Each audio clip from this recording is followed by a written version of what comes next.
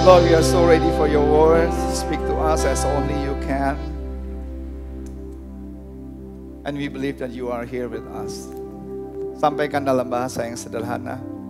Dan supaya setiap kebenaran firman Tuhan membuat kami bisa menikmati kehidupan to the fullest. Karena iblis datang untuk mencuri, menghancurkan, dan membinasakan. But you come so that we may have it more abundantly. Supaya kami bisa menikmati hidup di dalam kelimpahan, hidup dalam sukacita. Not just enduring life, but enjoying life. Thank you, Father, for unconditional love that you have given us. We are so proud, we are so grateful to have Lord, to have Jesus like you. Jesus that never condemned people, but shower us with your unconditional love. We give you thanks and we give you praise. And we are ready to learn and to listen to the word of God. Di dalam nama Tuhan Yesus, kamilah berdoa dan mengucap syukur. Yang diberkati semua sama-sama katakan amin. Kita berikan tepuk tangan yang luar biasa. Judy, thank you. Wow, amazing. Baru pertama kali melayani sama-sama.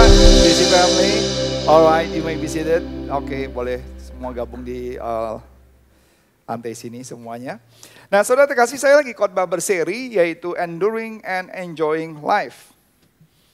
Akan ada 3 pertemuan minggu lalu, minggu ini, dan minggu depan. Enduring and Enjoying Life.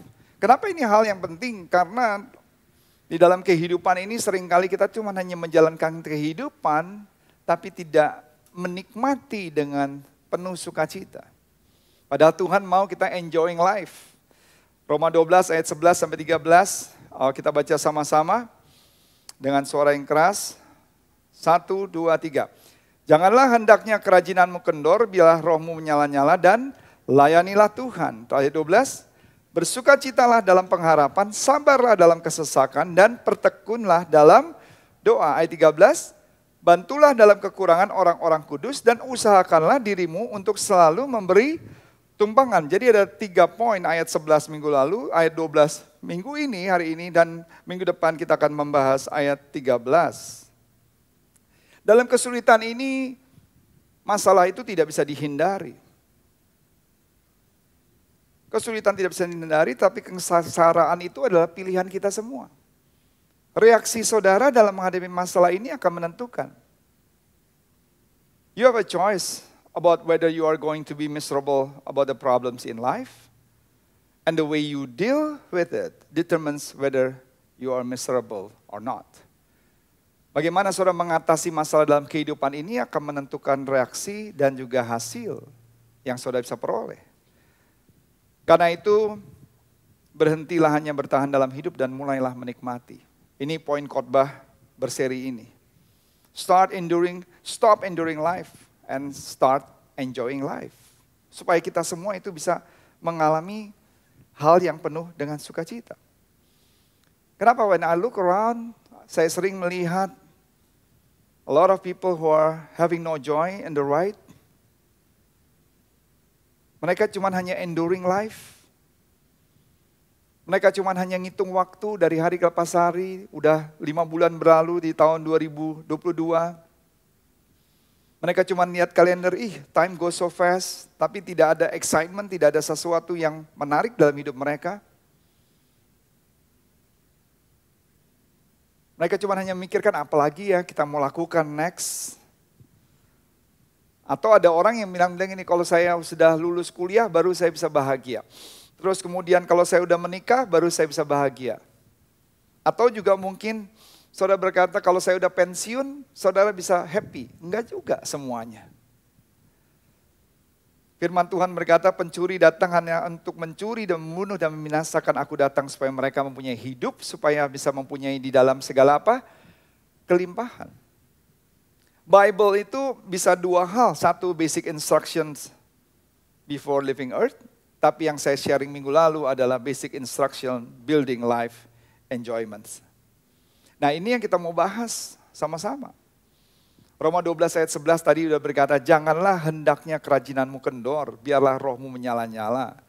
Terus kemudian, dan layanilah Tuhan, serving the Lord. Kita udah bahas itu minggu lalu. Tapi minggu ini kita akan bahas, yaitu joyful in hope, in patient, in affliction. Sabarlah dalam kesesakan dan bertekunlah di dalam doa. Apalagi yang kita pelajari minggu lalu? Banyak orang bilang kami tidak mau melakukan hal-hal ini untuk menjadi seorang Kristen. Tetapi sebenarnya kami melakukan hal-hal ini karena kita orang Kristen. Jadi kita bukan karena dipaksa. Oke, ada beberapa poin yang kita bahas minggu lalu supaya saya akan nge-review dengan cepat. Yang pertama, waktu menghadapi kejenuhan, apa yang harus kita lakukan? Di ayat 11 dikatakan, janganlah hendaknya kerajinanmu kendor, biarlah rohmu menyala-nyala. Artinya pada saat saudara sedang mengalami kejenuhan, yang pertama yang saudara lakukan, yaitu layanilah Tuhan dengan semangat. Karena the word enthusiasm di dalam bahasa Inggris, itu dari asli katanya entheos. Entheos itu artinya adalah God. Jadi orang berpikir semakin kita melekat dengan Tuhan, semakin kita mungkin tidak antusias lagi. Tapi harusnya semakin kita dekat dengan Tuhan, harusnya kita semakin antusias. Karena enthusiasm itu juga dari kata entheos, itu berasal dari arti God. Maka itu saya selalu katakan di dalam Kolose 3 ayat 23, pekerjaan apa saja yang diberikan kepadamu, hendaklah kalian mengerjakannya dengan sepenuh hati, seolah-olah Tuhanlah yang kalian layani. Dan bukan hanya manusia, mau kita kerja apapun juga. Saya sempat sharing kan pada minggu lalu, saya suka banget kalau ke Tebet itu ketemu tukang parkir yang begitu semangat, he is so passionate padahal tukang parkir. Tapi dia bangga dengan kerjaannya, dia berikan all out dalam pekerjaannya. Orang bisa melihat, ada yang orang udah kerjaannya bagus, penghasilannya bagus, tapi it's only complaining. Gak ada gairah di dalam hidupnya. In the body language sehari-hari kita udah bisa melihat. Are you thrilled? Banyak orang, saya pernah kerja di theme park di Amerika pada saat waktu itu. Setelah dari theme park ini mereka pikirkan habis lagi mau theme park berikutnya. Roller coaster yang udah paling canggih, yang paling mengerikan, cari lagi roller coaster lagi yang paling serem lagi, saudara. Kadang-kadang kita udah sering nonton Netflix, kadang-kadang udah gak tahu lagi film apa lagi. Semua film saudara udah tonton. Jadi apa yang saudara harus lakukan kalau rasa puas itu muncul? Saudara, saya ketemu orang umur 30, 40 yang masih usia produktif 50. But they seem so bored and dull in their Christian life. Kayaknya udah bosen, udah jenuh di dalam kehidupan orang percaya. Tapi saudara lihat bagaimana, saya adalah orang yang suka sport. Waktu saya di Amerika saya sering nonton pertandingan NBA basketball. Sebelum waktu itu di college, NCAA. Itu orang bisa kayak histeris, luar biasa untuk support their favorite team. Gila, mereka tuh benar-benar sampai histeris, sampai bisa marah-marah, sampai pokoknya biasanya after the game kita suaranya udah habis, udah serak, udah sampai kayak kehilangan suaranya karena kita teriak-teriak udah semaksimal mungkin. Tapi datang ke gereja itu loyo, saudara. Kayak nggak antusias. Tapi saya juga bisa melihat, saya udah sempat sharing kan. Orang-orang yang tua di tempat ini pun juga. Tadi saya lihat papa mamanya Lulu waktu dia datang juga lift up their hands untuk worship Jesus dengan sungguh-sungguh. Bukan soal umur saudara. Saudara tahu banyak orang, saudara tahu yang namanya root itu apa sih? Itu seperti kayak lubang seperti kuburan. Seringkali kita seperti kayak terjebak masuk ke dalam sebuah root, a grave, yang dimana tuh kita udah kayak hidup segan mati pun tidak mau. Di ayat ke-11 dikatakan lagi, yuk baca lagi ayat ini sama-sama. 1, 2, 3. Janganlah hendaknya kerajinanmu kendor, biarlah apa? Rohmu menyala-nyala dan layanilah Tuhan. Kalau saudara ketemu orang yang baru pulang bulan madu, masa sih dia bilang, aduh gimana kamu bulan madunya? Aduh saya sih pengen cepat-cepat kerja lagi, pengen cepat-cepat pulang. Biasanya mereka pasti antusias banget. Itu dalam masa honeymoon season, honeymoon stage. Bukan hanya dalam bulan madu aja, tapi bulan-bulan pertama, tahun-tahun pertama mungkin dalam pernikahan, most of them. They're excited, they're happy, selalu cuma hanya bicarakan yang baik-baik saja. Kenapa orang banyak tidak tertarik datang ke gereja? Karena kita juga nggak menceritakan dengan gairah, dengan sukacita. I'm glad there's a few people around that just come every single Sunday because people bring them to church. Church will be fun, bukan sesuatu yang menjenuhkan, sesuatu yang boring, saudara. Tapi di mana satu sisi kita terima firman Tuhan, satu sisi kita bisa melompat, memuji dan merasakan hadirat Tuhan. And just be authentic and be real and be you. By the way, thank you Albert. So glad to see you. Heard a lot about you. Ya, dia fasih bahasa Spanyol. Ya, orang yang one of a kind. So a lot of positive things about you, definitely. Jim juga, di mana dia 16 besar The Voice. Tapi punya hati untuk bisa melayani dengan luar biasa. Yuni tadi melayani juga. Kriskoff, Tuhan kasih talenta suara yang amazing. Dan saudara, every single Sunday, there are new people coming. Because of what? Because of all of you. Waktu cerita, antusias. Bukannya berarti setelah itu mereka pasti cocok atau tidak. Itu kembali lagi pilihan daripada masing-masing. Tapi pada saat waktu kita antusias, let's come. The church should be fun. Orang jadi tertarik. Harusnya seperti itu. Tapi kalau kitanya juga nggak excited, how can people willing to come? Yang pertama, saudara, layanilah Tuhan dengan semangat. Yang kedua kita bahas minggu lalu, tetap semangat pada saat sudah menghadapi kejenuhan. Biarlah rohmu menyala-nyala.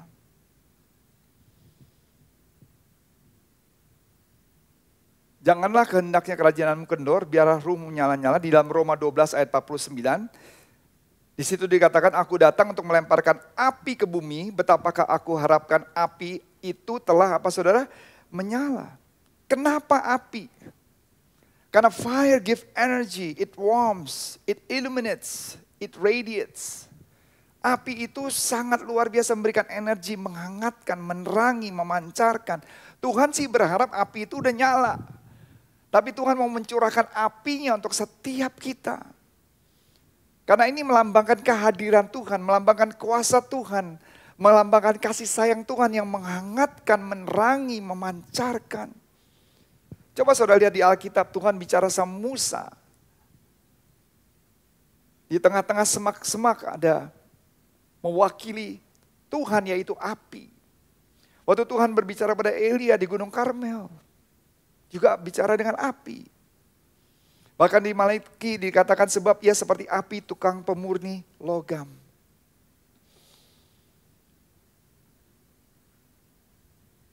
Saya ingin supaya setiap kita tuh semangat dalam hidup itu, dalam pekerjaan saudara di dalam marketplace. Waktu orang-orang lihat saudara, mereka melihat ada kemuliaan Tuhan, ada semangat sukacita. Bukannya berarti kita nggak punya masalah. Kita boleh punya masalah dalam tantangan dalam kehidupan. But bring a true smile. Bring energy, radiance, good vibes dimanapun saudara berada.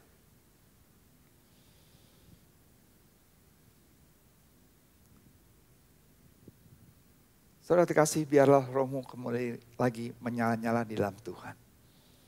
Saya ingatkan cerita kemarin kan yang John Wesley.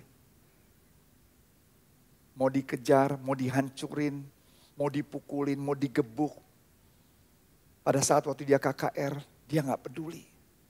Dan setelah dia KKR baru 15 menit, sekelompok orang, ratusan orang, pakai parang, pakai pedang, pakai stick, baseball.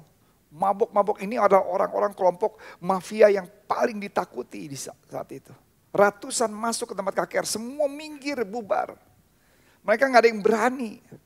Tapi John Wesley tetap semangat melayani. Khotbah dengan roh yang menyala, tantangan musuh di depan mata. Gak peduli, saudara. Yang ada saudara semakin dekat, semakin dekat. Mereka akhirnya berlutut. Cuman sekitar 10 meter, ini ada di bukunya ditulis. 10 meter di tempat dia berdiri khotbah. Dan akhirnya mereka dengarkan sampai habis. Dan di akhir khotbah John Wesley. Waktu ada tantangan, mereka maju. Semuanya 100% terima Yesus. Kenapa? Karena He is on fire. Waktu kita on fire in Jesus. Mau musuh datang dengan segala macam kekuatannya. It doesn't matter. Karena kuasa Tuhan yang dalam kita jauh lebih besar daripada kuasa yang ada di luar sana. Yang setuju katakan amin. Oh, kita berikan tepuk tangan yang meriah buat Tuhan Yesus. Haleluya.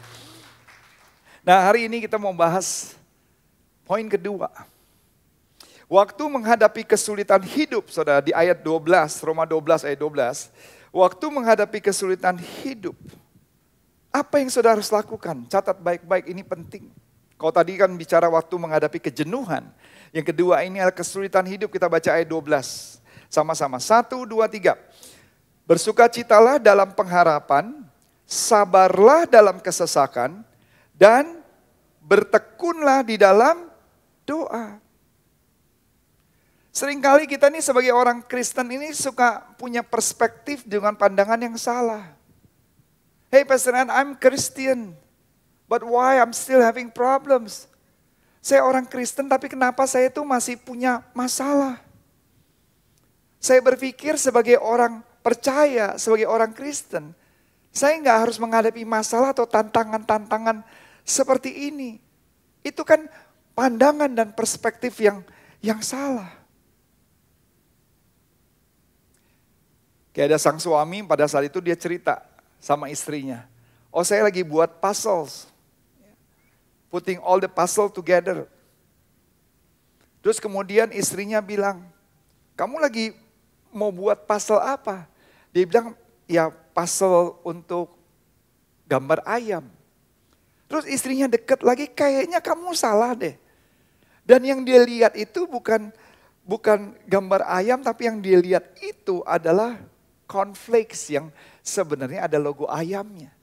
Totally different, makanya dia bilang, kok saya nggak bisa ketemuin ya pieces by pieces. Sehingga bisa menjadi puzzle gambaran yang jelas. Seringkali di dalam kehidupan kita mau menyelesaikan sebuah permasalahan. Kita nggak menemukan the right pieces. Nggak menemukan bagian yang tepat. Untuk supaya kita bisa melihat gambaran secara luas, yaitu zoom out instead of zoom in.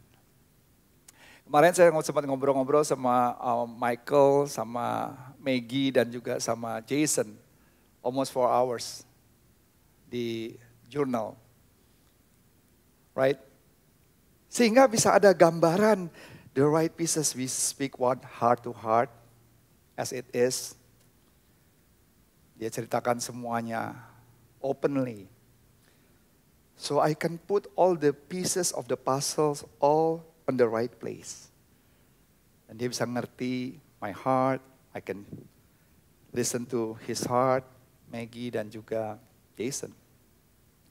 Seringkali kadang-kadang itu yang missing pieces. Tapi setelah di put all the pieces together, we lay out everything, then we understand semuanya. Ini yang harus kita lakukan di dalam kehidupan. I'm trying to live for you, Jesus, but I'm still having trouble and affliction, tribulation. Ini yang saudara harus lakukan 3 hal. Waktu saudara menghadapi kesulitan hidup, yang pertama, catat baik-baik. Janganlah fokus kepada keadaan, tetapi bersukacitalah. Katakan bersukacitalah. You look beyond the circumstances and rejoice. Bukan saya yang suruh loh. Firman Tuhan bilang, kita udah kemarin bahas ayat 11, tapi ayat 12 dikatakan, baca ya sama-sama. 1, 2, 3. Bersukacitalah dalam pengharapan. Enggak hanya bersukacita, ini penting. Sekali lagi yuk baca, 1, 2, 3. Bersukacitalah dalam pengharapan, joyful in hope. Kalau saya tanya sama saudara, ayat mana di Alkitab yang paling singkat? Ayat mana? Ada di Yohanes 11 ayat 35. Adalah menangislah, maka menangislah Yesus. Is that right? Enggak, di dalam bahasa Ibraninya itu cuma beda 2 karakter letter. Ini 16 letters di bahasa Ibraninya. Tapi di bahasa Ibraninya ada yang paling singkat, yaitu ayat yang sebenarnya kita bahas. Di dalam 1 Tesalonika 5 ayat 16. Di situ dikatakan, rejoice evermore. Kalau bahasa Indonesianya lebih panjang. Tapi di dalam bahasa Ibraninya hanya 14 letter. Dibandingkan maka menangislah Yesus itu 16 letter. Itu yang paling singkat dari Kejadian sampai Wahyu. Tapi yang paling penting yang Tuhan mau kita embrace in our life. So wherever you are, whatever is happening in your life, rejoice in the Lord. Amin saudara. Bersukacitalah dalam Tuhan. Mungkin saudara mulai tanya, how can I rejoice? Pastor, bagaimana saya bisa rejoice? Nah baca dong, jangan sepotong bersukacita aja. Tapi dikatakan bersukacitalah dari dalam apa saudara? Pengharapan. The key is joyful in hope. Jadi bukan hanya, kalau kita mau bersukacita, apa sih sukacita kita? Kita lagi musibah kok. Kita lagi mengalami malapetaka, kita lagi gak punya uang. Gimana sih saya bisa bersukacita? Bersukacitalah di dalam apa saudara? Berharap tuh udah terjadi belum saudara? Belum. Seperti Lulu tadi berkata, belum ada jodoh, tapi dia sudah saved by faith. Ada pengharapan. Dan akhirnya dapat yang terbaik. Because hope allows you to look beyond your pain and see down the road. Itu adalah pengharapan. Nggak melihat dengan apa yang saudara lihat, tapi lihat jauh ke depan. Dan saudara akan berkata, it's going to get better in the future. Saya percaya akan menjadi lebih baik. Hari ini udah baik? Belum. Tapi I really believe it's going to get better. That's why I want to rejoice now. Because I trust Jesus. Karena saya percaya Tuhan tidak pernah meninggalkan saya. Tuhan tidak pernah melahirkan saya untuk menjadi pecundang. But I'm a winner more than a winner. So I decide to rejoice to the Lord. Aku mengambil keputusan untuk bersukacita because of pengharapan. Orang yang setuju katakan amin. Oh, kita berikan tepuk tangan yang meriah buat Tuhan Yesus. Haleluya. Itu yang penting saudara. I believe I'm going to have a future harvest. I believe that the life within the seed and the nutrition within the soil and the moisture and sun are going to work together. And I'm going to have a harvest down the roads. Kok saudara lakukan itu? Kalau di dalam hidup sehari-hari apa sih? As long as you keep going and doing good deeds, persistent, do your best consistently. Itu yang saya selalu katakan. Saudara nggak perlu lihat keadaan saudara hari ini. Yang penting saudara jangan lelah melakukan hal yang baik. Menabur terus, bekerja saja, persisten aja, tekun saja saudara. Saya ada tulisan di sini persistent and resilient. This is my strong values dari dulu. Ada persisten terus. Resilient itu artinya apa? Seperti penggaris mau dipelintir begini, mau dipelintir begitu, dia akan balik lagi. Mau digimanain, mau dibejek, mau diprint, dibuat, diapain, dia akan balik lagi. Itu resilient. Kalau persisten, terus melangkah. Gak berhasil, terus maju, terus. Orang yang persisten, they never stop fighting. I'm a fighter. Apalagi kita bersama dengan Tuhan. No one can break everything that God has in you. Gak ada satupun yang bisa mencuri, menghancurkan apa yang Tuhan taruh dalam hidup saudara. And if you believe that, and you just keep doing it, maka satu waktunya engkau akan tersenyum dan akan bersorak-sorai. Because I see rainbows in front of us. Saya melihat pelangi kehidupan ada di depan saya. I'm not seeing what happening now. Karena apa yang terjadi hari ini belum tentu seperti apa yang saya inginkan. Tapi I really believe there's great future. Kalau saudara berharap bersandar kepada Tuhan, maka kau lihat ada hari depan yang penuh dengan pengharapan. Setuju katakan amin. Kita berikan tepuk tangan yang meriah buat Tuhan Yesus. Haleluya. Jadi yang pertama jangan fokus kepada keadaan tapi bersukacitalah. Yang kedua di poin kedua ini adalah jangan fokus kepada keadaan tetapi bersabar. Katakan sabar. Karena ayat 2 berkata, ayo baca ayat yang singkat ini. 1, 2, 3. Sabarlah dalam kesesakan. Oke, kita baca di atas ya. 1, 2, 3. Bersukacitalah dalam pengharapan. Sabarlah dalam kesesakan.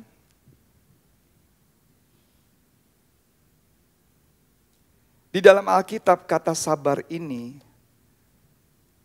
Patient doesn't mean you sit there passively and just twiddle your thumbs and wait out for God. Kita ini sabar ini bukannya berarti kita nggak ngapa-ngapain, terus kemudian main-main jempol, kalau nggak bolpen diputar-putar begini, terus kemudian doing nothing. Enggak.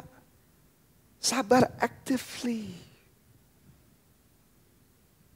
Artinya percaya sepenuhnya kepada Tuhan. Roma 8 ayat 28.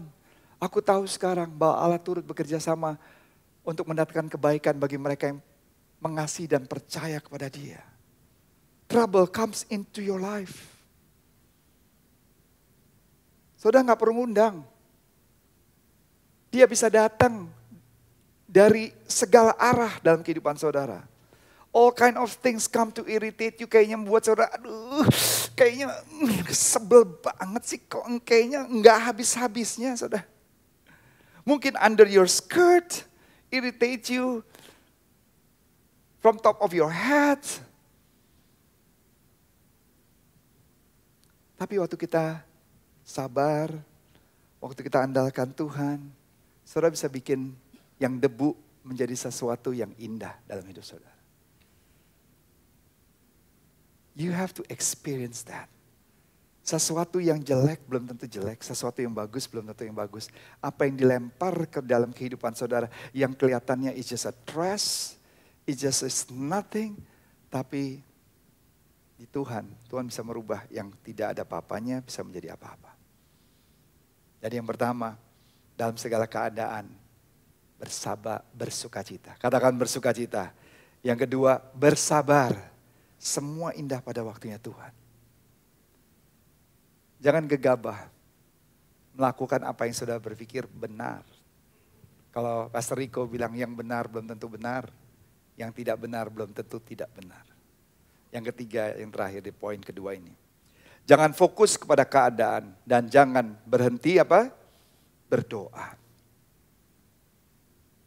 Jangan fokus kepada keadaan dan jangan berhenti berdoa. Dikeluarkan ayat 12-nya tadi memang nggak diselipin di poin ini.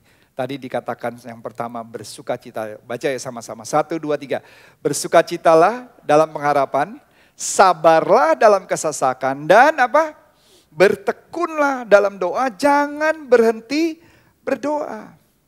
Karena waktu saudara mulai berdoa, saudara mulai tidak lagi untuk khawatir. Waktu saudara mulai berdoa, saudara tidak lagi khawatir. Tapi saudara mulai berhenti. Ada di slide berikutnya. Tapi waktu saudara berhenti berdoa, maka saudara pasti akan mulai khawatir. Jadi pilihannya ada di tangan saudara. Sekali lagi. Waktu saudara mulai berdoa, saudara tidak lagi khawatir. Waktu saudara berhenti berdoa, saudara mulai khawatir. Yakobus 1 ayat 2-3. Yuk baca. 1, 2, 3. Saudara-saudaraku, anggaplah sebagai suatu kebahagiaan apabila kamu jatuh ke dalam berbagai-bagai pencobaan. Sebab kamu tahu bahwa ujian terhadap imanmu itu menghasilkan apa saudara? Ujian daripada imanmu menghasilkan ketekunan. Ada seorang datang kepada pendetanya. Dia bilang, Pastor, I really want you to pray for me. Doakan saya dong. Karena saya itu bermasalah sekali dengan kesabaran saya. Saya ini orang yang kayaknya susah menguasai kesabaran saya. Doakan ya Pastor, supaya saya bisa menjadi orang yang sabar. Terus kemudian pastornya bilang, okay, you sit here, I will lay my hand onto you and pray for you. Dan kemudian pastornya bilang, God, I pray that you give this man affliction, problems, difficulties. Tuhan, aku berdoa Tuhan berikan masalah, rintangan, kesulitan hidup. Dia bilang, stop, Pastor, this is not what I want. Saya minta supaya didoakan supaya saya bisa sabar, bukan diberikan masalah hidup. Terus pastornya bilang, that's the only way untuk bisa kamu lulus di dalam kesabaran.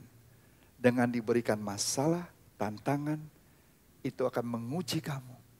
Bisa sabar atau kita ambil jalan pintas. Shortcut yang kita rasa benar. Dan kemudian kita nggak pernah lulus ujian. The only time you're going to get rid of problems in your life is when you are in cemetery. Kalau saudara nggak punya mau masalah dalam hidup saudara, karena itu saya nggak pernah khawatir loh ada masalah.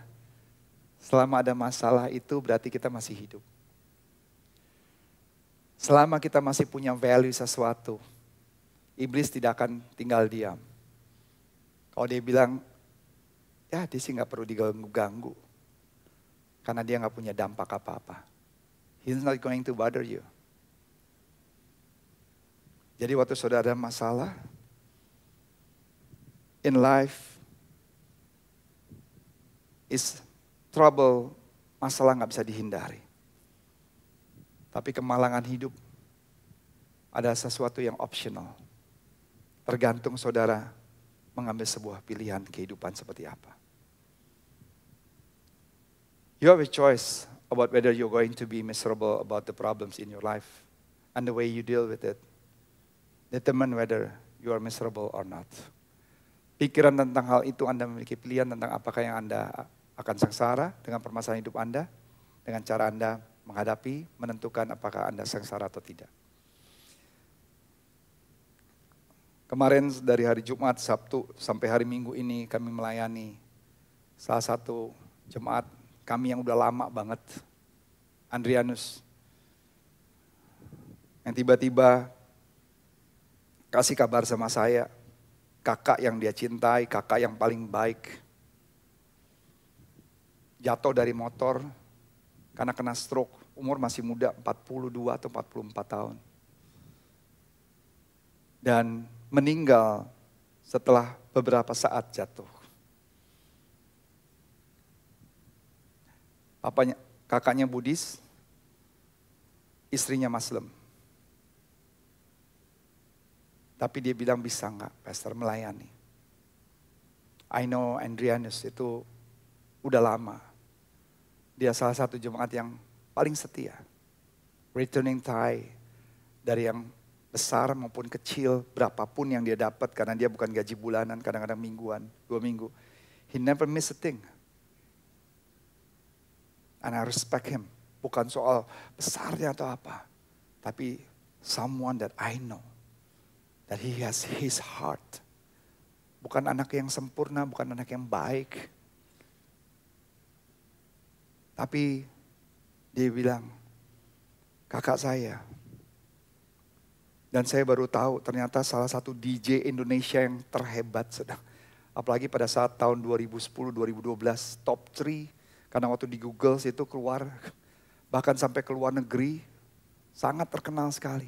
Sampai dia kena stroke yang pertama, dia harus jual rumah dan habis dia nggak bisa kerja lagi. Dan satu-satunya pekerjaan yang bisa lakukan. Sampai akhirnya, dia dalam keadaan sakit. Si Andri punya usaha sampingan jual bakmi. Kakaknya ternyata rumahnya jauh banget. Dia pikir mau kasih kerjaan buat kakaknya juga tambahan. Daripada kirim lewat Gojek atau Grab. Jadi kakaknya yang anterin. Kemarin dia menangis, dia bilang, saya baru tahu kalau kakak saya itu tinggalnya tuh jauh banget. Dan cuma kerja untuk nganter itu. Supaya apa? Supaya bisa menafkahi kehidupan keluarga. Saya bilang di ibadah penghiburan, I never judge anyone. Yang saya tahu dia pernah ke gereja beberapa kali, I never judge anyone. Dan saya berkata, sorry guys, I don't think this man is going to be in heaven. Never. Karena that's only your personal relationship with Jesus. We never know. Apakah pada saat-saat tertentu dia ke gereja, atau pada saat tertentu dia bilang, God, I trust you, I believe in you. Forgive me. Would you be my Lord, my God in my life? Cuman saya sharing kepada teman-teman semua. Walaupun kita punya keyakinan yang berbeda tempat ini. Tapi saya sebagai orang percaya, I'm responsible to share. Yaitu khotbah saya, the perfect warranty. Karena di dunia itu gak ada garansi yang sempurna. It's only in Jesus there is perfect warranty. But again, You are the one who make this decision. Saya nggak pernah endorsing harus begini-begini, memaksakan. No, I'm just sharing. But what I believe, saya mengembuskan nafas yang terakhir. Dan kemudian kedua, Tuhan bilang, Talita kum, wake up, bangkit anakku. Waktu saya buka mata saya, I'm in heaven. That's good enough. Karena seperti Paulus berkata, aku hidup untuk Kristus, tapi mati juga sebuah keuntungan. With Jesus, we have win-win solution. That's what I share.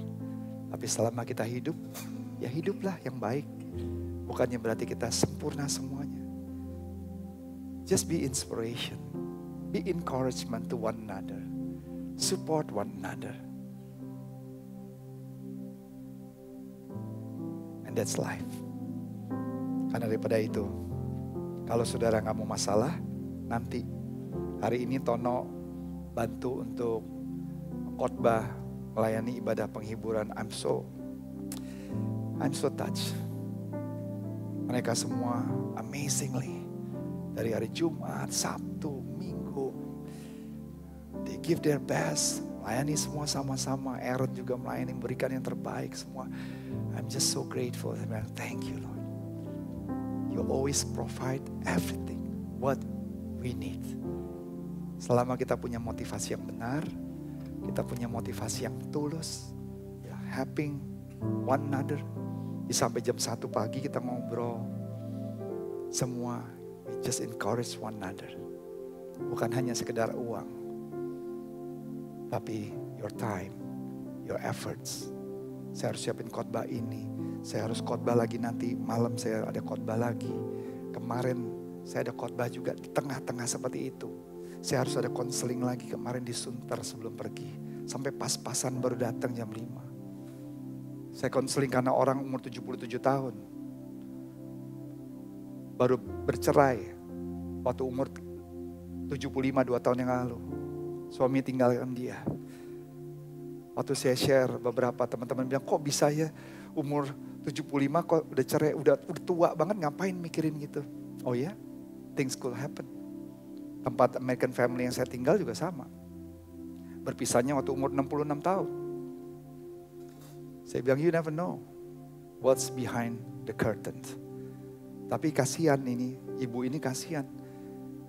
Karena dia saat ini udah mau jual rumahnya besar. Dia mau jual 5,5, tapi selama COVID gak laku dia udah turun ke 5,2.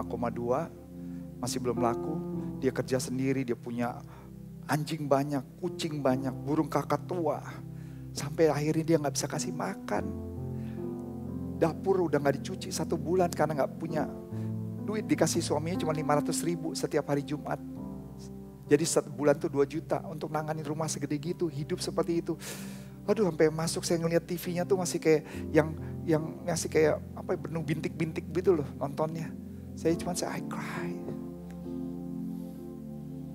Dia nggak minta apa-apa sama saya. Dia tujuannya nggak datang untuk minta. By the time I give 5 million, untuk paling nggak untuk bisa nolong beberapa saat. Dan dia bilang doakan supaya rumahnya bisa laku terjual. Itu aja dia minta dan diberikan kekuatan. Karena 2 tahun udah hidup seperti sendiri, masak sendiri, harus motong rumput sendiri, terus ngurus semua sendiri. Yang tadinya punya uang untuk mandiin peliharaan binatang-binatang sekarang udah gak punya. Jadi aduh anjingnya udah bau, ininya juga. Aduh kasihan saudara. Dia bilang why? Dia bilang why Tuhan? Di umur segini saya harus hidup seperti ini. A lot of people will question a lot of things. Tapi yang penting, waktu sudah mengalami kesulitan hidup, bersukacitalah, bersabarlah, dan pasti percaya Tuhan tidak pernah meninggalkan kita. Karena itu saya bilang, jangan pernah berharap dengan manusia. Terkutuklah orang yang mengandalkan manusia. Hari ini baik, belum tentu besok baik. Tapi andalkan Tuhan, karena Dia adalah the one and only, the perfect warranty that never leave us nor forsake us. God bless you. Tuhan Yesus memberkati.